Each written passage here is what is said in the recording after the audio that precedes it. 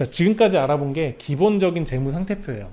여기까지 이해 안 가시는 거 있으신 분 괜찮으세요? 아니에요? 녹화해서 올릴 거니까 천천히 보세요. 또 하나의 벽을 넘어야 돼요. 우리가 지금까지 알아본 거는 재무제표 안에 재무상태표였어요. 그리고 저번 시간에 배운 것도 어쨌든 재무제표란 틀 안에서 손익계산서와 그리고 현금 흐름표였어요. 근데 연결도 있고 별도도 있다고 말씀드렸죠. 그럼 이게 도대체 어떻게 다르냐?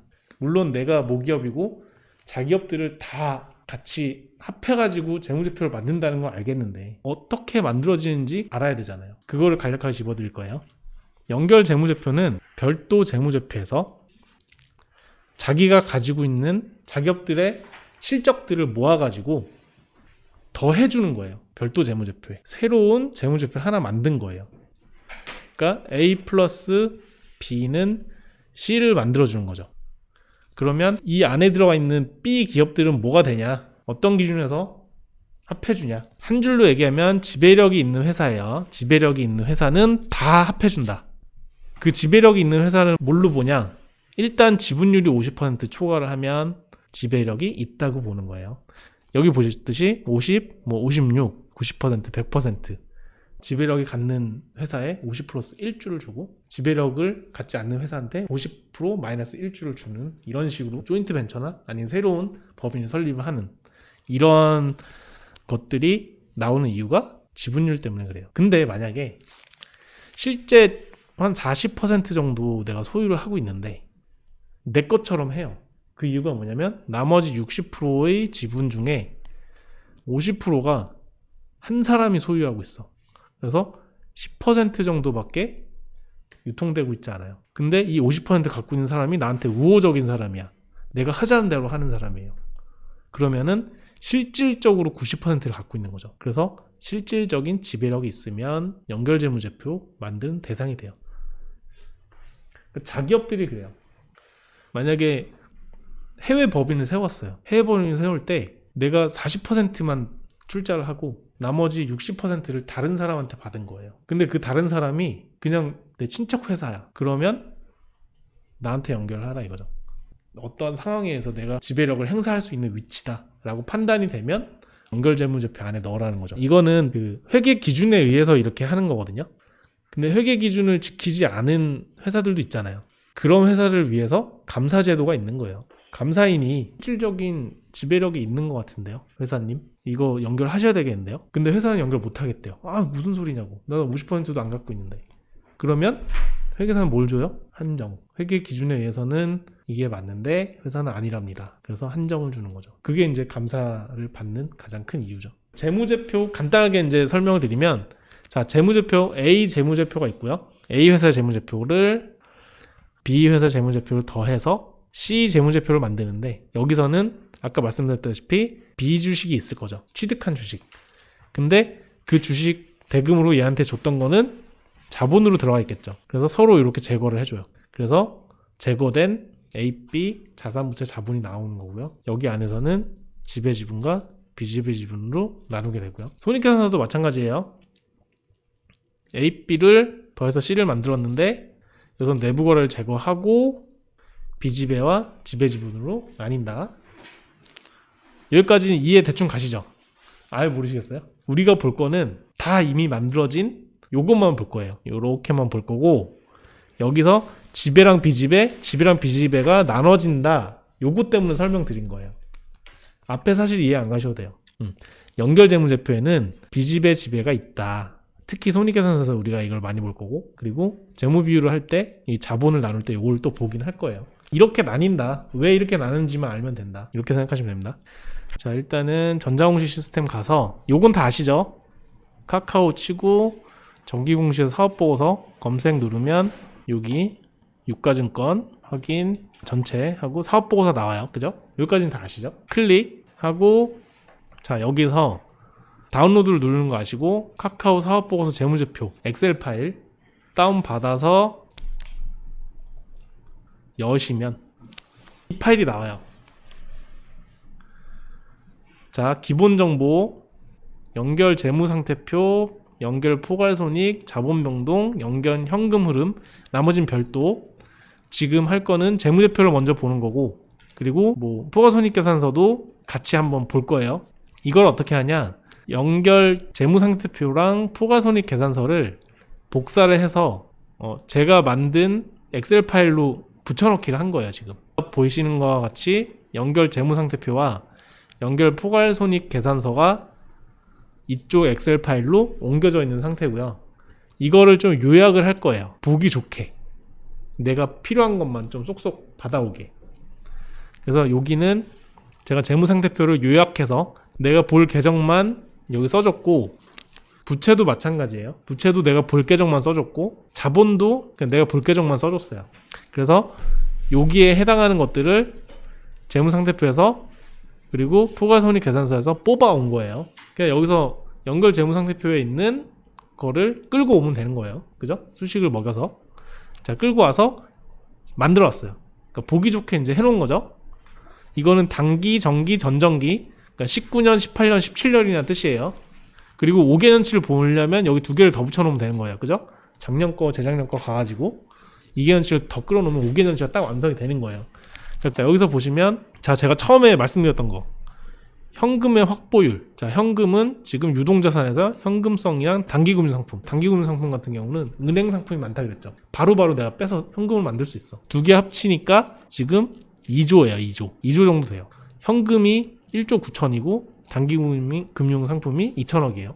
총 자산 8조 7천억 대비 현금성 자산이 2조 정도 되는 거예요. 4분의 1 정도 되는 거죠. 굉장히 많은 거죠. 얘네의 규모 대비 현금성이 굉장히 풍부해요. 유무형 자산의 크기를 한번 비교를 해보는데, 이거를 왜 제가 넣어놨냐면은, 자, 비유동 자산이 5조 9천억인데 무형 자산이 3조 5천억이에요. 거의 5분의 3? 엄청나게 큰 비중을 차지하고 있고, 유형 자산 같은 경우는 얘네가 뭐 공장이 있는 것도 아니고, 카카오는 그냥 자기의 건물과 뭐 여러 가지들이 있을 텐데, 그런 거 대비 무형 자산이 엄청나게 큰 거예요. 지금 3조가 잡혀 있는 거예요. 장부가액으로. 한번 해봐야 돼요. 그래서 확인을 해봐야 되고, 부채 계정으로 가면은 가장 크게 눈에 띄는 것들이 지금 매입 채무랑 예수부채도 지금 3천억이 잡혀 있고, 기타에 1조 1천억이 잡혀 있어요.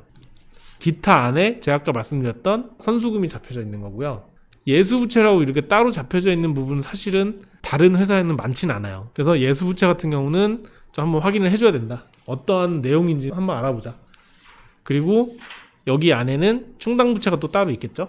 충당부채도 한번 확인을 해보고요. 그리고 종속기업하고 관계기업, 여기를 가볼게요. 카카오 홈페이지 들어가 보신 분 한 번도 안 들어가 보셨을 거예요, 아마. 그죠? 카카오에 보시면 이 서비스 부분을 보시면 얘네가 다 갖고 있는 자회사들이에요. 그러니까 분명 카카오 내부에서도 이런 서비스를 해주는 것도 있지만 분명히 자회사들이 각각 따르고 있는 거죠. 카카오 게임즈 같은 경우도, 그죠? 게임도 있고요. 카카오 페이도 따로 있고요. 카카오 모빌리티, 카카오 티나 뭐 대리운전, 이런 것들. 그리고 다음도 지금 얘네가 가지고 있고, 여기 뭐 카카오톡도 따로 서비스를 하고 있고, 다 달라요. 그죠? 이런 서비스들이 있는데, 그럼 카카오 게임즈나 카카오 M 같은 것도 있죠. 멜론, 아니면 엔터테인먼트사, 그런 애들의 실적이 어떤지 좀 봐야 될 거잖아요. 카카오 본체보다 다른 곳의 규모가 굉장히 큰 것도 있잖아요. 그런 것들 다 합해져서 연결이 만들어졌을 거니까 그 매출 규모도 한번 알아봐야 되는 거죠. 자, 이런 것들을 전체적으로 훑을 수 있고요. 그리고 매출액 같은 경우, 손익계산서, 매출액, 매출원가는 없죠. 얘네가 제조를 한 회사가 아니기 때문에 서비스만 하니까 사실 매출액이라기보다는 영업이익이라고 얘네가 표현을 했어요. 여기 포괄손익계산서 보시면 영업수익이에요. 왜냐면 얘는 제조를 안 하기 때문에 매출과 매출원가가 없어요. 그래서 매출 총이익을 굳이 표현할 필요가 없어요. 바로 그냥 영업수익과 영업비용은 뭐예요? 판관비죠. 판관비를 그냥 영업비용으로 표기를 한 거예요. 그래서 바로 영업이익, 손익이 나오죠. 이렇게 각 회사마다 달라져요. 그래서 영업이익이 계속 나고 있어요. 얘네는 지금 되게 장사를 잘하죠. 영업이익이 꾸준히 나고 있고 심지어 계속 늘고 있어. 근데 당기순이익이 손실이 났죠? 손실이 난 이유를 또 찾아봐야 되는 거예요. 자, 위에 지금 제가 말씀드린 재무제표 어떤 걸 봐야 되겠다라고 하는 거는 이해가 가시죠? 우리가 지금까지 했던 것들이니까. 이런 걸 이제 앞으로 사업보고서에서 찾으시는 거예요. 자, 같이 한번 찾아볼게요. 그죠? 이거 다 언제 찾고 있어요? 이거를 처음 딱 하나만 하는 거예요. 내가 관심 있는 회사를 딱 하나 찾아가지고 이거를 프린트를 다 해요. 그것만 보세요. 책 읽는 것처럼, 책 한 권 읽는 것처럼 그것만 딱 보시면 다음부터는 다른 회사 찾을 때 엄청 쉬워져요. 왜냐면 다 중복되기 때문에. 숫자랑 걔네 사업 내용만 바뀌어요. 사업 내용을 보시면 뭐 많아요. 온라인 광고 부분 뭐 이렇게 쭉쭉쭉 넘어가서 국내 게임 시장은 이렇게 되고 있습니다. 이렇게 합니다. 회사는 지금 모바일 메신저 하고 있고요. 게임도 하고 있어요. 이렇게 하면서 조직도 나오죠. 설비 현황도 나와요. 제주도에 얘네가 본사가 있죠. 자, 여기서 매출을 찾아볼게요. 매출에 관한 사항이 있어요. 매출액이 3조죠. 매출액 3조 중에 플랫폼 부분이 지금 계속 비중이 높아지고 있어요. 41%에서 46%까지 올라갔고 콘텐츠 부분은 58%에서 53% 정도로 내려가고 있어요. 그래서 플랫폼 부분은 어떤 게 있는지 여기 설명을 다 해주고 있어요. 톡, 포털, 뭐 모빌리티, 콘텐츠 부분은 뮤직, 게임, 유료 콘텐츠 이런 식으로 다 이루어져 있는데 우리는 플랫폼 비중이 조금 더 높아지고 있습니다. 이런 거를 얘기를 해주고 있고요. 자, 우리가 연결재무제표를 아까 봤잖아요. 연결재무제표에서 무형자산을 한번 볼게요. 자, 여기 있네요. 무형자산에 내역이 다 있어요. 자, 영업권, 개발비, 산업재산권, 전속권, 뭐 회원권, 기타의 무형자산 이렇게 있는데 여기 밑에 보시면 자, 순장부가액 중에서 가장 큰 게 지금 영업권이랑 그 다음은 그냥 고만고만하네요. 회원권도 있고요. 자, 영업권을 보시면 주 1이 있어요. 주 1. 주 1에서 이 영업권에 관련돼서 설명을 써놓은 거예요. 뭐 정기 중 인식된 영업권 손상차손은 나일론 코리아 미디어 지분과 관련한 영업권에서 발생된 건으로 매출 부진 등으로 보고기간 말 현재의 회수 가능 잔액이 장부가액 미만으로 하락하여 손상을 인식하였습니다.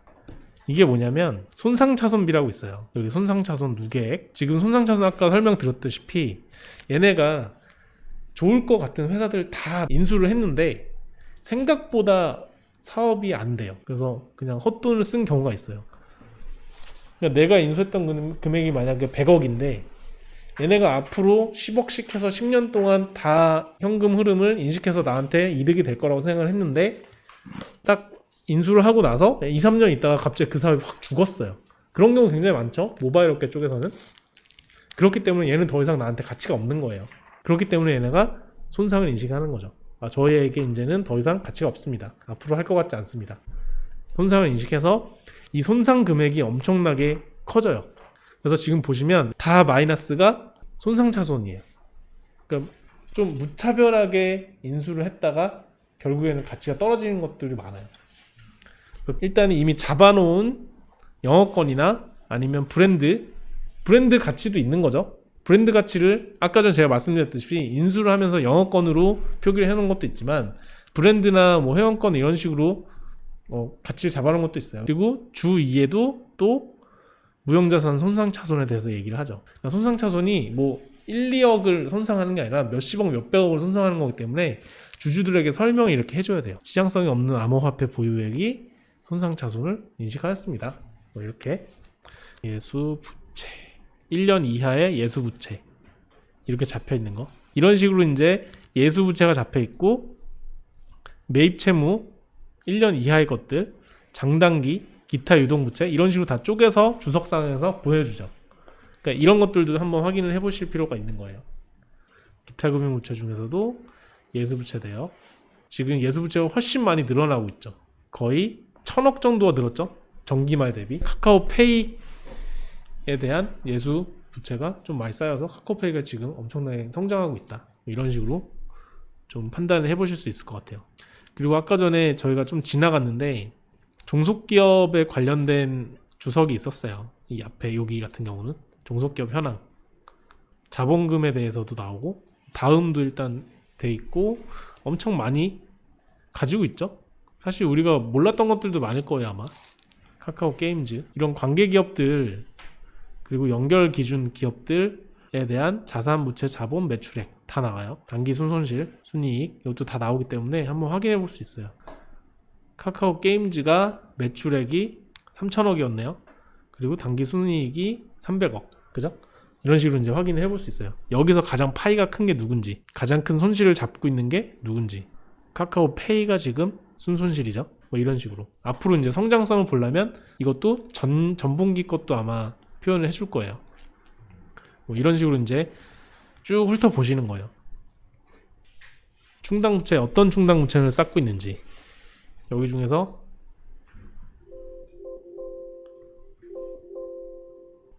퇴직급여, 단기 근무 원가, 순이자 원가 이런 것들이 이제 퇴직급여액이거든요. 사회적립자산, 확정급여 채무액이라고 해요. 그러니까 확정급여라고 하는 거는 나갔을 때 지급해줘야 될 게 확정이 됐다.